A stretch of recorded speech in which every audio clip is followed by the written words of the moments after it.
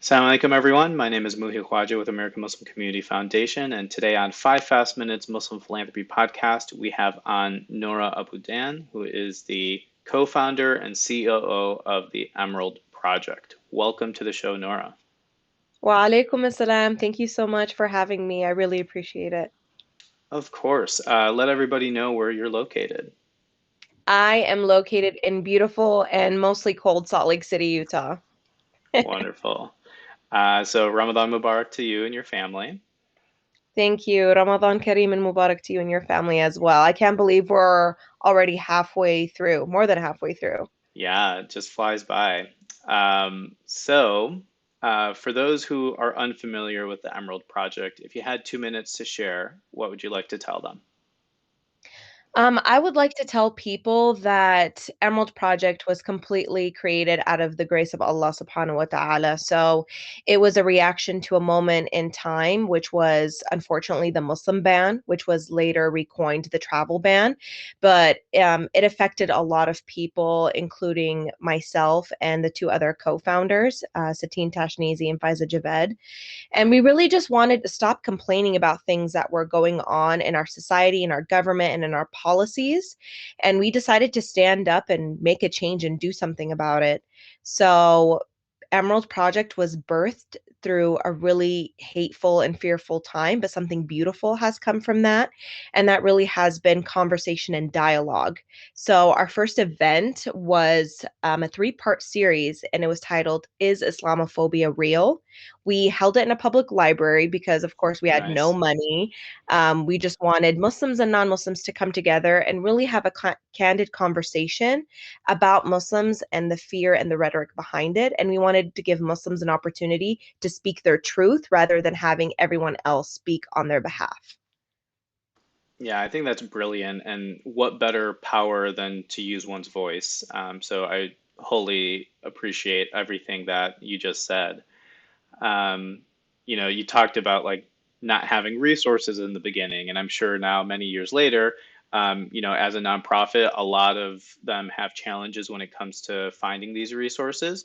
But for those donors who've been there from the beginning, or even just recently, or will find out about you today, moving forward, like what would you like to tell them?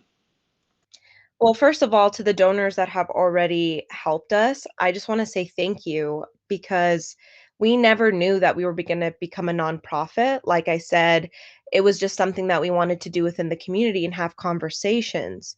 But then we realized people really had an appetite to learn more, even if they were against Muslims, even if they had some inaccurate information, they were really willing to go out of their comfort zone and find out. And it was through partnerships and donors like the Utah Museum of Fine Arts or the Census Bureau and different people giving us an opportunity to use their resources and donate to us to say, yes, we do want to work with you because this is important. A Muslim man just doesn't happen overnight. And although thankfully it was repealed, the base issues are what led to something so horrific. So to future donors, I would just say our work is not done. The work that we're doing, we're seeing changes every single day, and it's impacting not only our community but surrounding communities as well. Yeah, I'm just so inspired by, your message, and I think that everybody who has ever felt the need to make a difference needs to act on it, right? And I think that's what's so beautiful about this effort is you guys finally took action and did something. Thank you for your leadership and your team's leadership, and I think it's really necessary for everybody to learn more about Emerald Project. Um, so tell us a little bit more about the partnership with American Muslim Community Foundation and what it means. So basically, what it means is just having the opportunity to explain our experiences as Muslims and our organizations and what we're doing within the community. So I think it's incredible that you give a platform to people. Like you said, it's a meaningful fast 5 minutes. It doesn't need to be something that is gone into depth, but the fact that you're taking all of these different organizations and people and putting them on a platform where they can have their voices heard, that's just something incredible and that's much needed because a lot of times I feel like, especially with the Muslim community, sometimes it's hard to be united, whether that's language barriers or cultural barriers. Sometimes it's just difficult in day to day life. So I think it's very commendable that you guys make sure to bring people together and amplify voices and communities. I appreciate that.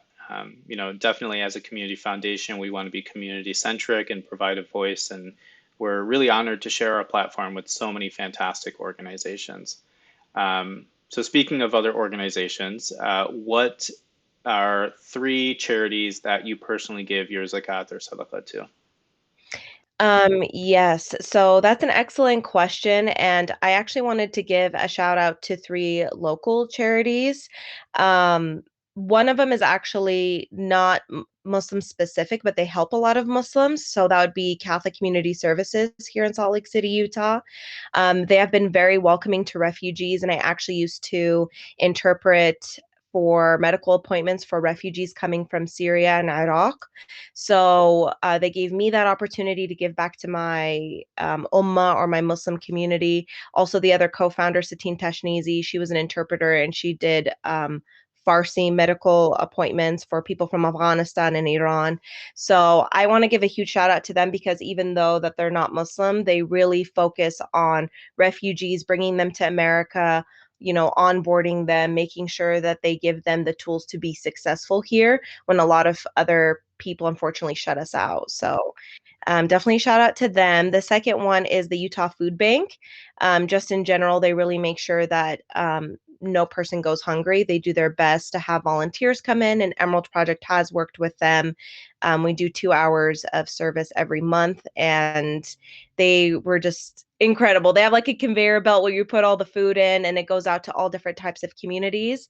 So I really appreciate the work that they do. And last but not least, a very, very local charity here that's run only by a couple of people is called the Rose Park Neighborhood Center.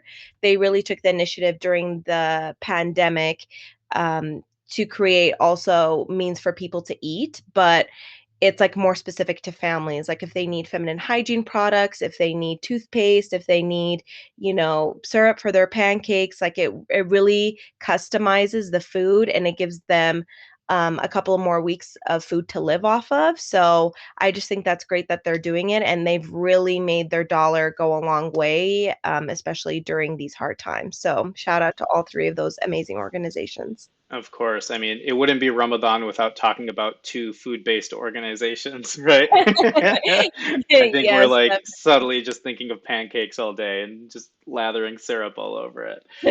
Um, so I think it's fantastic that you shared those three organizations because it goes to show that the Muslim community does care about the local community, right? And that we care beyond just our identity of our faith. So thank you for sharing each of those organizations. Everybody can learn about Emerald Project at emeraldproject.org. You can find them on social media at Emerald Project SLC. Nora, thank you so much for the work that you do.